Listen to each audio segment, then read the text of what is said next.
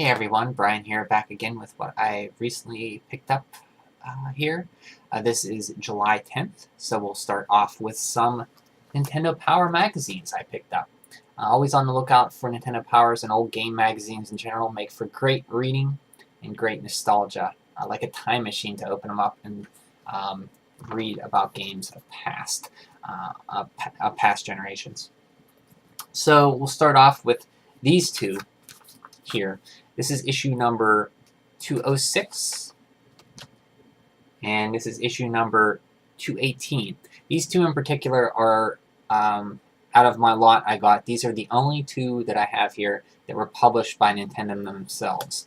For those who don't know, up until 2007, Nintendo published Nintendo Power themselves. That was like, according to here, if I can look, issue 222 was the last one. Was the first one that Future published. So all through issue 1 through 221, Nintendo published themselves. So these next ones here I have are all Future publications.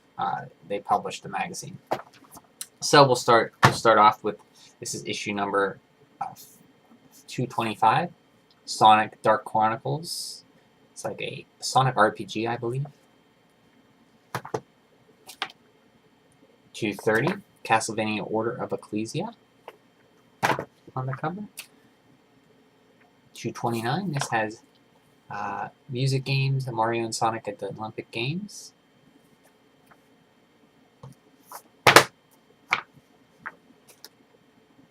Issue number 232, Sonic and the Black Knight.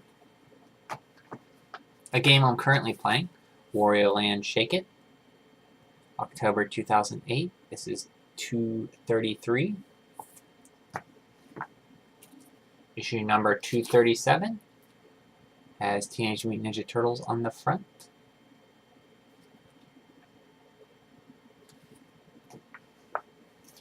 $245, Final Fantasy Crystal Chronicles, The Crystal Bearers, which I've never played. $244, Mario and Luigi Bowser's Inside Story. That's a great cover. I love that cover. $247, we have Mario and Sonic at the Winter Olympic Games.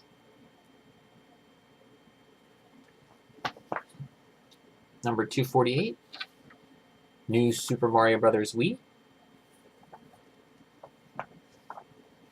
Number 249, The Legend of Zelda Spirit Tracks.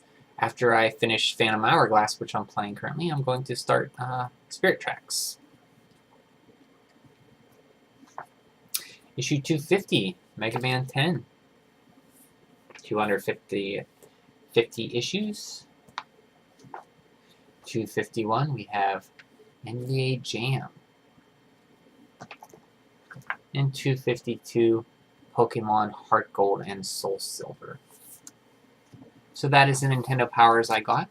Most of them feature publication issues, but always nice to have those. We'll start off, while we're on books, I picked up, I guess I used to have some Choose Your Own Adventure books back in the day. They actually re-released the old ones.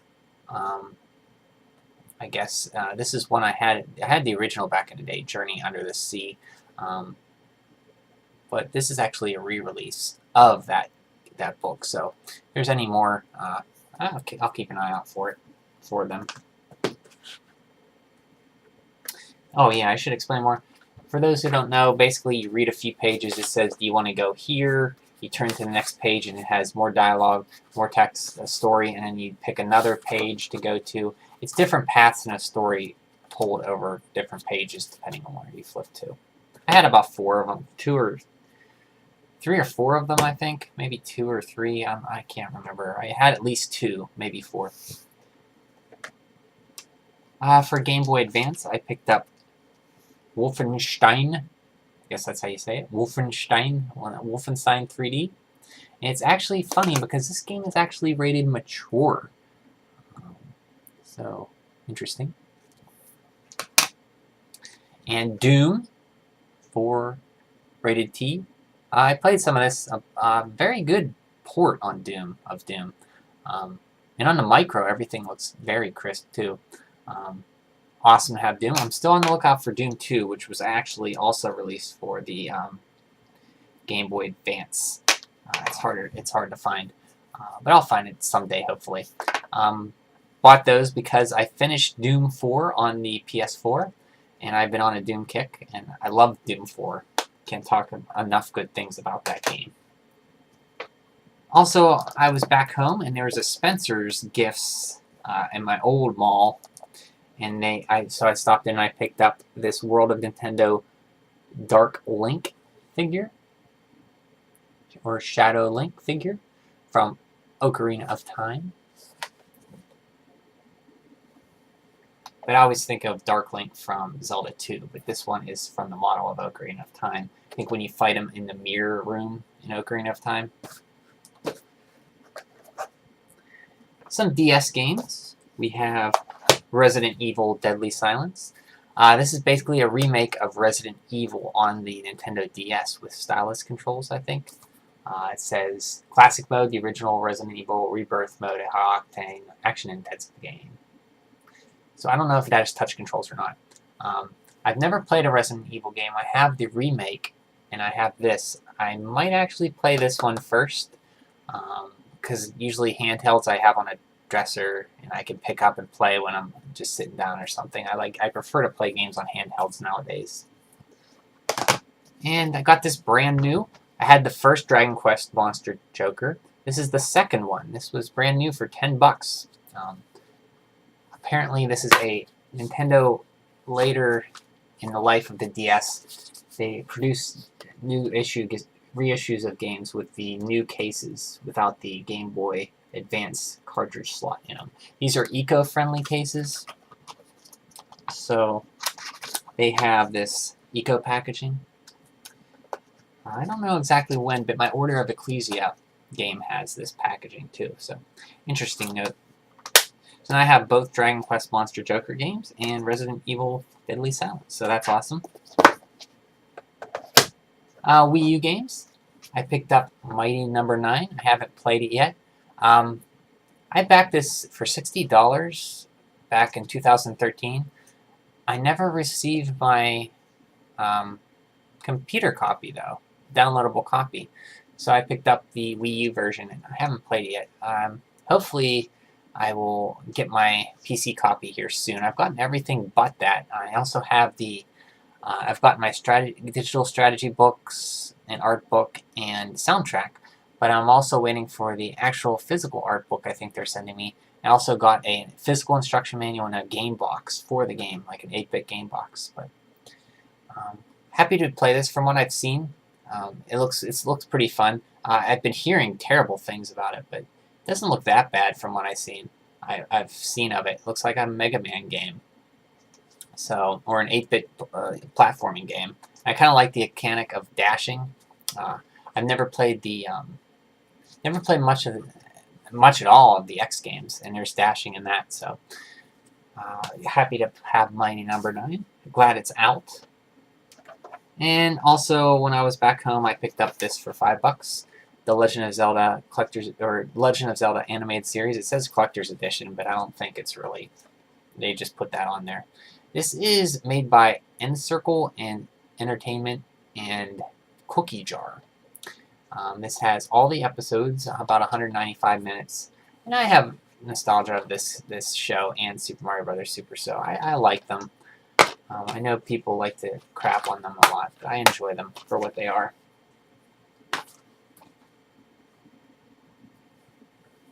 And yeah, that is everything I recently got. For games, I finished, let me see right here what I have. I beat Kirby Planet Robobot, beat everything but True Arena, and there's a Kirby Quest RPG. Kirby's Planet Robobot's a great game. Great Kirby game. I like it. I probably like Triple Deluxe a little bit better because that was my first real Kirby experience. And then after I played that, I jumped and played multiple Kirby games, lots of Kirby games, to finish them. I'm still playing through Dream Course. I haven't played it in a while. I really like Dream Course. It's like a mini golf game. And Kirby Planet Robot is the top-notch Kirby game. I also beat Bayonetta 2, finally, after I put it down for a few months, came back, finally beat it. That game is over the top, is 3 words I'd use to describe that game. Very fun, and very crazy. I also beat Wind Waker HD for the first time since I think it came out in 2013. I finally finished it. I love the thing. I love that game. The one thing about it is I love the exploration and just going to an island and charting it and finding that little fish and throwing bait and he charts your island, tells you a little bit about it. The only thing I wish they'd make more is when you find stuff, it's mostly rupees or something that your wallet's already full or whatever, and it's kind of a waste. I hope in the new Zelda they have stuff that's actually worthwhile of finding. That makes you, wow, I got this, instead of just rupees or something like that. I also feel the game starts off much stronger than it ends. And there's a point in the game, those who play it, it feels like they've almost cut out 2 dungeons or somewhat. They could have added more dungeons. Had they done that, I think it would have been one of my all-time favorite Zelda games. As it is, I really, really like it. I also finally just today beat Majora's Mask, a 3D that came out February 2015. So about I got it on launch with the collector's edition. So a year and a half later, I finally beat Majora's Mask. That's the one of the Zelda games I've been hearing a lot about and have wanted to always beat. So I finally did it, and it's the hardest Zelda game I've ever played. I had such a hard time with this game, mostly because of the 3-day cycle. You had to get as much done as you could in 3 days, and any major items you got, like treasure chests and major weapons and dungeons that Link needed, he would keep. But any numbered items like arrows, bombs, you'd lose, and everything would reset back, and you'd have to do it all again. So I was constantly under stress of, oh, I got to do all this. And it was really took a long time, and it was a challenge for me to do because I don't do very well with time-based games. But I'm glad I finished it and got to see the story, and it was there were some moments in it with the music. The music's awesome. There's some moments in it that were really good. I really enjoyed it, so I'm really happy to have finished that. I didn't get all the masks, and I don't know if I will go back and finish them because I was so stressed out with the time limit. I don't know if I will go back and help all those people or not, but I did enjoy it. And yeah, so that's everything I beat. Still playing Wario Land Shake It, and I just started the Phantom Hourglass again. I played that game when it came out and put it down, so I want to finish that because I'm right off of Wind Waker, and the Phantom Hourglass is like a sequel to Wind Waker where Link and Zelda sail off at the end of Wind Waker to find a new land, and this is their telling of that story. It starts out where Zelda gets lost on a ghost ship, and you have to find the ghost ship. You get separated, fall overboard, wash up on an island, and find this guy named Lindbeck who's going to help you find the ghost ship. So that's where I'm at, and I'm looking forward to playing that.